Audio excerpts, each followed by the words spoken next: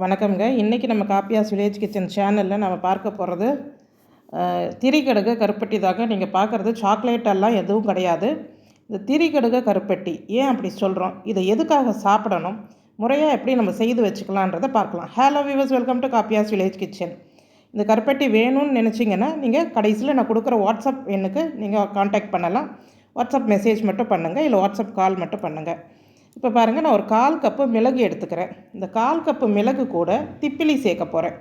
இந்த திப்பிலி அரிசி திப்பிலிங்க, சின்ன சின்னதாக இருக்கும். கண்டந்திப்பிலி, அரிசி திப்பிலி அப்படி சொல்கிறோம் இல்லையா, அது போல் இது அரிசி திப்பிலி. கண்டந்திப்பிலின்னா அதோடைய வேர் இது. இது ஒரு 3 திப்பிலி சேர்த்துக்கிறேன். ஏன்னா நம்ம ஒரு ஸ்பூன் மிளகு எடுத்துக்கிட்டு அதுக்கு ஒரு திப்பிலி அப்படி கூட சேர்க்க முடியாது. அதனால் எனக்கு இது தேவைப்படும் அதிகன்றதுனால நான் அரைச்சி வச்சுக்கிறேன். 1/4 கப்பு மிளகுக்கு ஒரு 3 திப்பிலி தாராளமாக போதுமானது. இல்லைன்னு சொன்னால் கசப்பு சுவை தெரிய ஆரம்பிச்சிடும். திப்பிலியை அளவோடு சேர்க்கணும். நல்லா பொடிசாக அரைச்சி நல்லா ஜலிச்சு நைஸான பவுடர் எடுத்து வச்சுக்கோங்க. அந்த திப்பிகள் இருக்குது இல்லையா, அதை நீங்கள் ரசத்துக்கு சேர்த்து அரைச்சிக்கலாம். நான் இப்போ 1/2 கிலோ கருப்பட்டி எடுக்கிறேன்.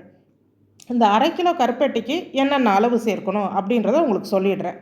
இப்போ ஒரு வானலியில் சேர்த்துக்கோங்க. இப்போ ஸ்டவ் ஆன் பண்ணக்கூடாது. எப்போவுமே இது போல் பாகு எடுக்கும் போது ஸ்டவ் ஆன் பண்ணக்கூடாது. தண்ணி சேர்த்ததுக்கப்புறமா ஸ்டவ் ஆன் பண்ணுங்கள். இல்லைன்னா அந்த கருப்பட்டி இல்லைன்னா வெல்லம் தீய ஆரம்பிக்கும். நான் ஒரு 2 டேபிள் ஸ்பூன் தண்ணி தாங்க சேர்த்துருக்கிறேன். நீங்கள் உங்கள் கருப்பட்டியில் கொஞ்சம் மணல் தூசி அப்படி இருக்குன்னு சொன்னால் ஒரு கூடுதலாக 2 டேபிள் ஸ்பூன் தண்ணி சேர்த்து கருப்பட்டி கரைஞ்சதும் வடிகட்டி மறுபடி பாகு எடுங்க. எனக்கு இது ரொம்ப சுத்தமான கருப்பட்டிங்க. இதில் எந்த ஒரு தூசியுமே இருக்காது. அதனால் நான் நேரடியாக செய்கிறேன். நான் தொடர்ந்து இதை பயன்படுத்துகிறேன்றதுனால எனக்கு இதில் தூசி இருக்காதுன்னு தெரியும். இது பாருங்கள், இப்போ நல்லா கரைய ஆரம்பிச்சிருச்சு. இப்போ இந்த கரையிற பக்குவத்தில் நாம் இன்னும் கொஞ்சம் பொருள்களெல்லாம் சேர்க்கணும்.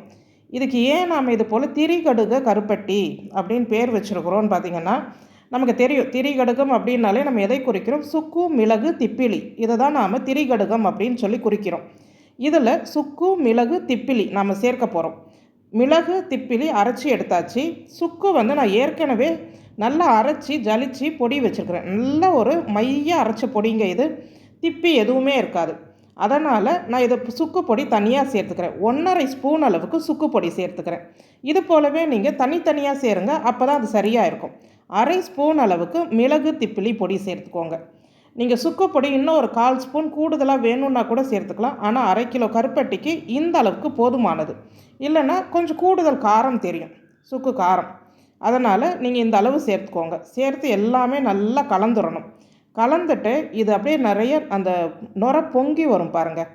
அந்த நுரை பொங்கி வர ஸ்டேஜில் நாம் அடுப்பை மீடியமாக தான் வச்சு பண்ணணுங்க. இதை ஹை ஃப்ளேமில் வச்சு பண்ணவே கூடாது. இந்த நுரை பொங்கி வரும்போது இன்னுமே ஸ்டவ்வை கொஞ்சம் குறைச்சி வச்சிடுறது நல்லது. ஏன்னா அடுத்து டக்கு டக்கு டக்குன்னு அந்த பாகு நிலை மாற ஆரம்பிச்சிடும்.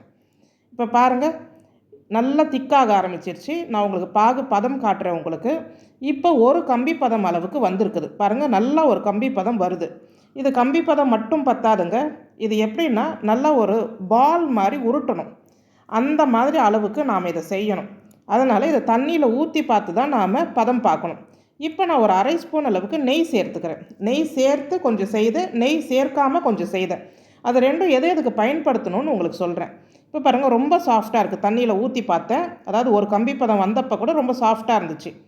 அடுத்தடுத்து ஒரு 2-3 தடவை நீங்கள் ஊற்றி பார்த்தீங்கன்னா, ஏன்னா அடுத்த ஒரு நிமிஷத்துக்குள்ளெல்லாம் இது பாகு பதம் மாறிடும்.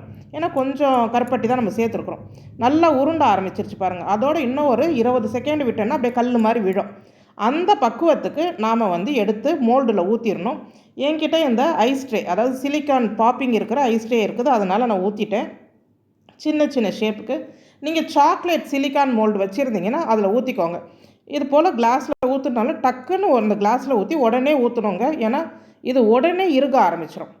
ரொம்ப சாஃப்டாலாம் விட்டிங்கன்னா அது கட்டி ஆகாது. நல்லா அந்த உருண்டுறோம் பாருங்கள். அந்த உருண்டுறது கையில் எடுக்கும் போதே நல்லா அப்படியே கட்டித்தன்மை தெரியணும். அப்போ தான் இது நல்லா கல் மாதிரி உருவாயிடும். மறுபடியும் கருப்பட்டி நல்லா ஸ்ட்ராங்காக உருவாகும். நான் கப்புலேயும் கொஞ்சம் நெய் தடவி ஊற்றி வச்சு பார்த்தேன். உடனே செட் ஆகிடுச்சு. 10 நிமிஷம் தாங்க, அதிகமான நேரம் இதுக்கு தேவைப்படாது. பாகுபதம் ரொம்ப சாஃப்டாக எடுத்துட்டிங்கன்னா நீங்கள் ரொம்ப நேரம் ஆனாலும் அது நீங்கள் எடுக்க வரும். ஆனாலும் அதுக்கப்புறமா இலக ஆரம்பிச்சிடும். சுத்தமான கருப்பட்டியில் இலக ஆரம்பிச்சிடும். அதனால் நாம் இதை கொஞ்சம் அந்த முத்தின பதம், பாகு முத்தின பதத்துக்கு எடுத்து தான் இந்த கருப்பட்டி க்யூப்ஸை செய்யணும்.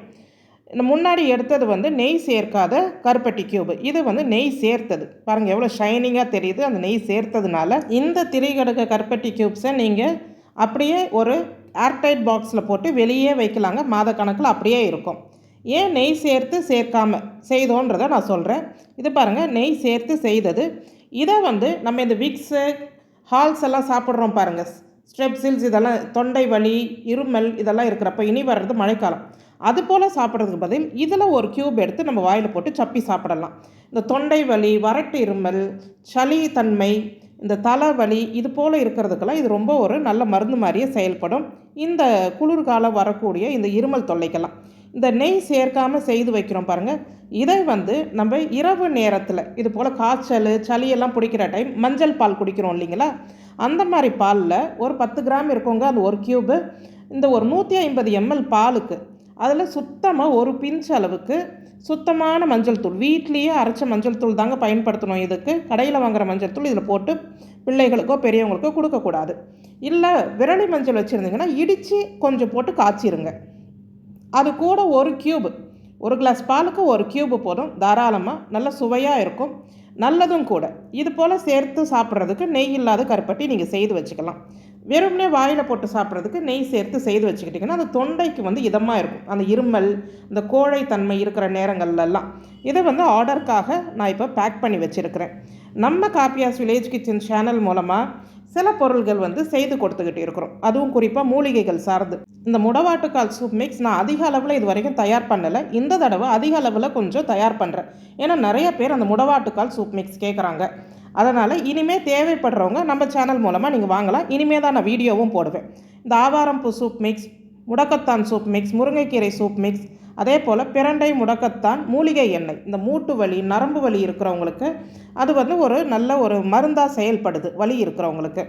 அதே போல் இந்த உட்கார்ந்தே வேலை செய்கிற ஐடி ப்ரொஃபஷனல்ஸு, இல்லை உட்கார்ந்தே வேலை செய்கிறவங்களுக்கு இந்த பேக் ஸ்டிஃப்னஸ்ன்னு ஒன்று வருது, இருக்குது அந்த தசை இறுக்கம், அவங்களுக்கு வந்து இன்னொரு எண்ணெய் வந்து ரெடி பண்ணிகிட்ருக்கேன். அதை நான் வீடியோ போடும் போது அதையும் நீங்கள் வாங்கிக்கலாம். மேலும் பிரண்டை நெல்லிக்காய் தொக்கு, பிரண்டை தொக்கு, சுண்டைக்காய் தொக்கு, வத்தக்குழம்பு, அதாவது வேப்பம்பூ வத்தக்குழம்பு, மணத்தக்காளி வத்தக்குழம்பு, இதையெல்லாமே செய்து கொடுத்துக்கிட்டு இருக்கிறேன். மேலும் இட்லி பொடி வகைகள், பிரண்டை நெல்லிக்காய் இட்லி பொடி, சுண்டைக்காய் முருங்கீரை இட்லி பொடி, இது போல் மூலிகை இட்லி பொடி, இது போல் சில இட்லி பொடிகள், ஊறுகாய் வகைகள், தக்காளி ஊறுகாய், நெல்லிக்காய் ஊறுகாய், நார்த்தங்காய் ஊறுகாய், இஞ்சி ஊறுகாய், இது போல் வகைகள்.